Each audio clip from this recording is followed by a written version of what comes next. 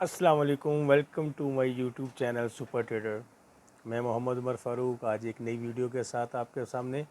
आज हम बात करेंगे कि गवर्नमेंट सेक्टर में ख़रीदारी कैसे की जाती है। गवर्नमेंट सेक्टर में ख़रीदारी के लिए गवर्नमेंट एक टेंडर अनाउंस करती है। टेंडर बेसिकली होता क्या चीज़ है? टेंडर एक वो डॉक्यूमेंट होता है जो कि एक इदारा अपना बीओक्यू बनाता है कि हमें पूरे साल में या क्वार्टरली हमें इतनी चीज़ें रिक्वायर्ड हैं इस इदारे के अंदर। वो अपनी एक रिक्वायरमेंट जिसको बीओक्यू भी कहा जाता है वो बनाकर एक अपने इदारे के सरबराह को देते हैं, जो कि फिर टेंडर अनाउंस करता है, टेंडर बनाता है, टेंडर की अशात की जाती है।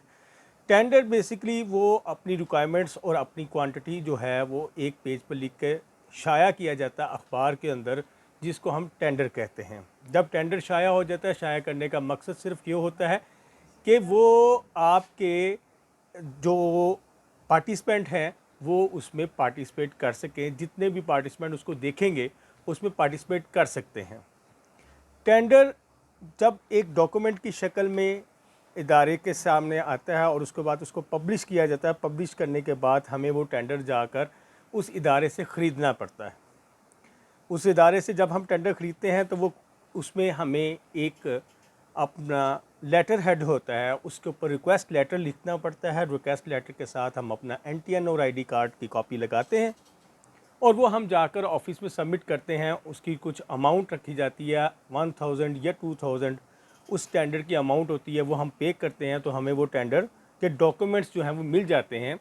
बेसिकली डॉक्यूमेंट्स जो होते हैं टेंडर के, उसमें वो तमाम कंडीशंस रखी जाती हैं जो इदारे को चाहिए होती हैं और उसकी स्पेसिफिकेशन चीज़ों की मेंशन की जाती है कि हमें ये चीज़ें चाहिए इस ब्रांड में और इस स्पेसिफिकेशन की।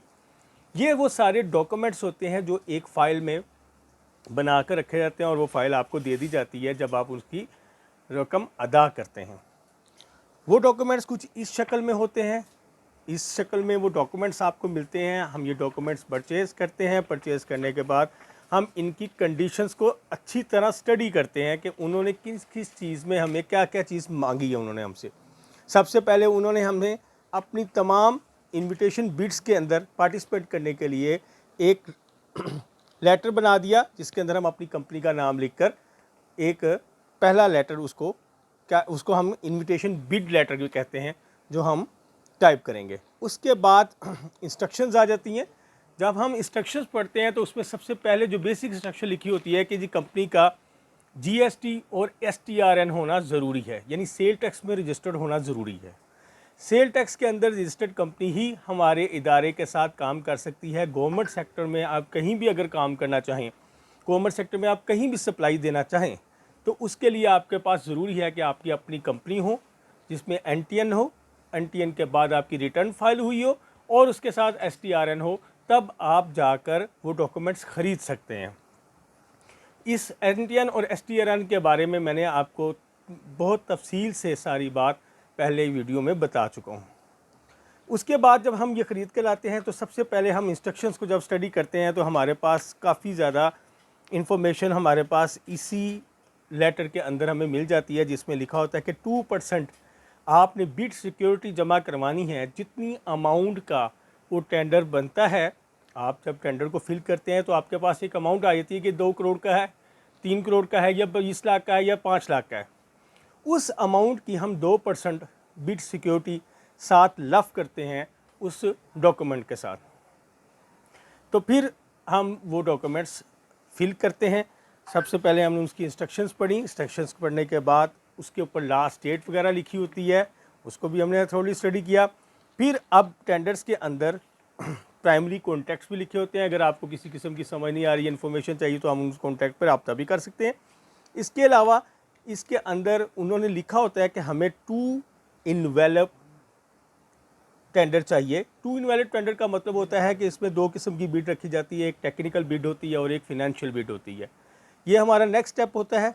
जब टेक्निकल बिड हम ओपन करते हैं तो टेक्निकल बिड का डॉक्यूमेंट्स हमारे पास अलहदा से दिखे हुए हैं, जिसमें उन्होंने सब चीज़ें अपनी मेंशन की हुई हैं कि टेक्निकल के अंदर हमें ये चीज़ें चाहिए। टेक्निकल में बेसिकली हम अपनी कंपनी के तमाम इन रिक्वायर्ड डॉक्यूमेंट्स अपनी कंपनी के तमाम जो डॉक्यूमेंट्स होते हैं जो गवर्नमेंट इदारे को चाहिए, रिक्वायर्ड डॉक्यूमेंट, वो हम साथ अटैच करते हैं और साथ हम बताते हैं कि ये हमारी टेक्निकल स्पेसिफिकेशन है, हमारा इदारे के अंदर इतने लड़के काम करते हैं और हम इसकी सेल एंड सर्विस की सहूलत भी साथ देते हैं। उसके अलावा हम उस चीज़ के बारे में तमाम टेक्निकल उसकी जो क्वालिटीज़ हैं, उसकी टेक्निकल जो स्पेसिफिकेशन है वो हम साथ लिखते हैं ताकि कंपनी को पता लगे कि इस बंदे ने ये चीज़ें साथ इस क्वालिटी की चीज़ हमें सेंड की है। उसके बाद नेक्स्ट प्रोसीजर जो आता है वो हमारा आता है फिनेंशियल बिड जो होती है, उसके अंदर हम अपनी उस जो प्रोडक्ट है उसकी प्राइस मेंशन करते हैं कि हम इस प्राइस पे आपको देंगे। अब नेक्स्ट प्रोसीजर, ये हमारा प्रोसीजर कंप्लीट हो गया। फिर हम इसको दो अलग-अलग सेपरेट इन्वेलप में हम टेक्निकल और फिनेंशियल बिड को पैक करते हैं।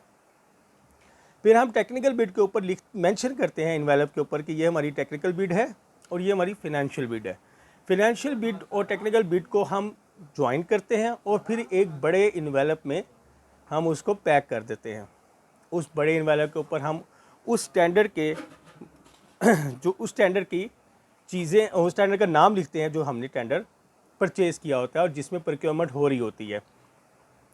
मेरा आज जो टेंडर का जो बेसिक मकसद था टेंडर के बारे में आपको बताना कि हम टेक्निकल और फिनेंशियल बिड को कैसे फिल करते हैं। टेक्निकल बिड के अंदर तो कोई ख़ास चीज़ नहीं फिल करनी होती, हमने बस एक अपनी वो बिड सिक्योरिटी का कागज़, एक NTN STRN, और उसके अलावा हमने उस प्रोडक्ट का एक पम्फलेट, उस प्रोडक्ट के बारे में इंफॉर्मेशन, इसके अलावा उसके टेक्निकल बिड के जो डॉक्यूमेंट्स होते हैं उनको फिल करके लगाना होता है। फिनेंशियल बिड में हर एक कंपनी का एक अपना अलहदा प्रोसीजर होता है। कुछ कंपनी अपना फॉर्मेट हमें दे देती हैं और कुछ कंपनीज जो कहती हैं हमें अपने लेटर हेड पे आप उसकी प्राइस मेंशन करके दें। तो इसके अंदर जो फॉर्मेट कुछ कंपनी देती हैं वो कुछ इस तरह का फॉर्मेट होता है। हम इस तरह का फिनेंशियल बिड का एक फॉर्म होता है, उसके ऊपर वो प्रोडक्ट का नेम मेंशन होता है, साथ उसके यूनिट कॉस्ट लिखा होता है इंक्लूसिव टैक्स के, और फिर हम टोटल टैक्स लिखा होता है। फिनेंशियल बिड को सेव करने का तरीका, फिल करने के तरीके का जो सबसे अहम मरला होता है वो होता है कि उसके अंदर इनकम टैक्स और सेल टैक्स को ऐड करना। इनकम टैक्स 4.5% जो है उस प्रोडक्ट के अंदर हमने ऐड करना होता है, जो मेंशन नहीं किया जाता। जबकि कुछ कंपनीज सेल टैक्स को अलहदा से मेंशन करने का कहती हैं और कुछ कहती हैं कि आप अपनी प्राइस टोटल इनकम टैक्स और सेल टैक्स के साथ जमा करवाएं। सेल टैक्स जो है वो आपने 17% गुड्स सप्लाई जो आप कर रहे हैं, जो आपने किसी किस्म की सप्लाई देनी है, उसके अंदर आपने 17% जो है वो सेल टैक्स ऐड करके देना है उस प्राइस का, और इसके अलावा 4.5% भी ऐड करना है। यानी टोटल 21.5% हम उस कीमत के अंदर टैक्स ऐड करके फिर हम अपना प्रॉफिट मार्जिन डालकर हम उसको सबमिट करवाते हैं और फाइनेंशियल बिड पे उसको राइट करते हैं। हमारा आज का जो फाइनेंशियल बिड का जो कॉन्सेप्ट था वो काफ़ी हद तक आज क्लियर हो गया। उसके बाद हम टेंडर को जब जमा करवाते हैं तो टेंडर जमा करवाने के बाद टेंडर ओपनिंग डेट भी उन्हीं डॉक्यूमेंट्स पे मेंशन होती है। इन टेंडर ओपनिंग जो हमारी होती है मीटिंग, उसमें हमारा जाना बहुत ज़रूरी होता है ताकि हम देख सकें कि कौन कौन सी कंपनीज़ जो हैं। ओपन बिड मीटिंग में जाना बहुत ज़रूरी है और हमें जाना भी चाहिए। उसके लिए हमें एक कॉल लेटर भी आता है। इस तरह की सूरत में वो कंपनी आपको एक इनविटेशन लेटर भेजती है कि आज इस दिन इतने बजे ये बिड ओपन होगी। तमाम कंपनीज़ को इनविटेशन लेटर दिया जाता है। अब जब हम उसका बिड में पहुंचते हैं तो उसके लिए हमारे पास ज़रूरी है कि हमारे पास अपनी कॉपी और पेंसिल हो, ताकि इस पेज पे हम नोट कर सकें कि कितनी कंपनीज़ ने उसमें पार्टिसिपेट किया है। और कुछ कंपनीज़ उसी टाइम अपनी फिनेंशियल बिड को भी ओपन कर देती हैं और कुछ कंपनीज़ फिनेंशियल बिड को ओपन नहीं करती। टेक्निकल बिड जब ओपन होती है तो उसमें हमें ये पता लग जाता है कि इस कंपनी ने पार्टिसिपेट किया है जो हमारा कंपटीटर है।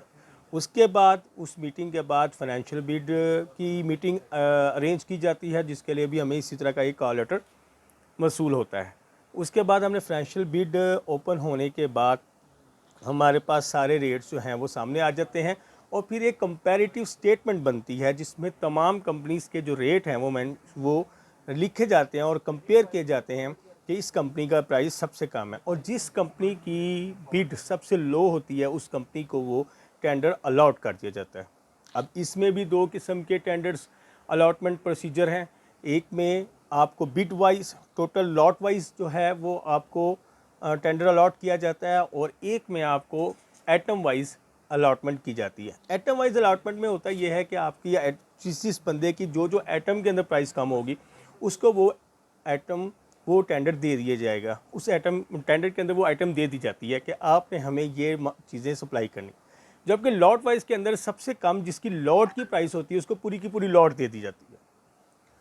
तो इसके बाद हमारे पास ये प्रोसीजर कंप्लीट होता है, उसके बाद हमें वो टेंडर अवार्ड कर दिया जाता है। जब टेंडर अवार्ड होता है उसके प्रोसीजर के अंदर कंपैरेटिव स्टेटमेंट के बाद हमें एक वर्क ऑर्डर इशू किया जाता है, जिसको परचेज ऑर्डर भी कहते हैं और वर्क ऑर्डर भी कहते हैं, जिसमें हमारे कंपनी के अंदर जो रेट्स होते हैं जो हमने दिए होते हैं वो हमें उस प्राइस के साथ एक परचेज लेटर पर लिख के दे दिया जाता है कि आपने इतने डेज़ के अंदर ये सप्लाई हमें देनी है, जो रेट हमने दिए होते हैं।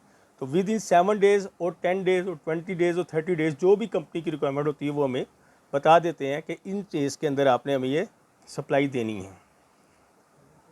उसके बाद हमें परचेज ऑर्डर के बाद हमें एक परफॉर्मेंस सर्टिफिकेट होता है, परफॉर्मेंस सिक्योरिटी होती है जो 10% होती है उस टोटल टेंडर के आइटम की जो हमें अवार्ड हुआ होता है उसके 10% हमने परफॉर्मेंस सिक्योरिटी के तौर पर जमा करवाना होता है।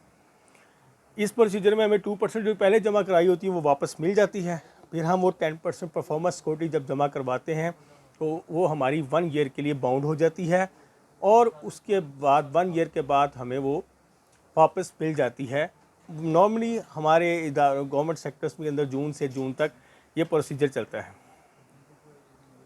अब मैं उम्मीद करता हूँ कि आज जो मैंने आपको टेंडर्स के बारे में इंफॉर्मेशन दी है वो आपके लिए बहुत ही कारआमद साबित होगी, और मेरी ख्वाहिश भी है कि तमाम हजरात जो दुकान पे काम करते हैं या जो अपना कारोबार करते हैं वो अपनी कंपनी को रजिस्टर करवाएं और इसका टेंडर में पार्टिसिपेट करें, ताकि कंपटीशन भी अच्छा हो और हमें भी कारोबार में कुछ मौके ज़्यादा मिल सके। मैं उम्मीद करता हूँ कि आपको हमारी आज की वीडियो बहुत पसंद आई होगी, और इसमें अगर फिर भी आपको किसी किस्म का कोई क्वेश्चन पूछना हो तो आप कमेंट्स में मुझसे पूछ सकते हैं। लाइक भी कीजिएगा, शेयर भी कीजिएगा, भाई को सपोर्ट भी कीजिएगा ताकि इस तरह की मज़ीद वीडियोज़ आप तक पहुँच सकें। अपना ख्याल रखिएगा। अल्लाह हाफिज़।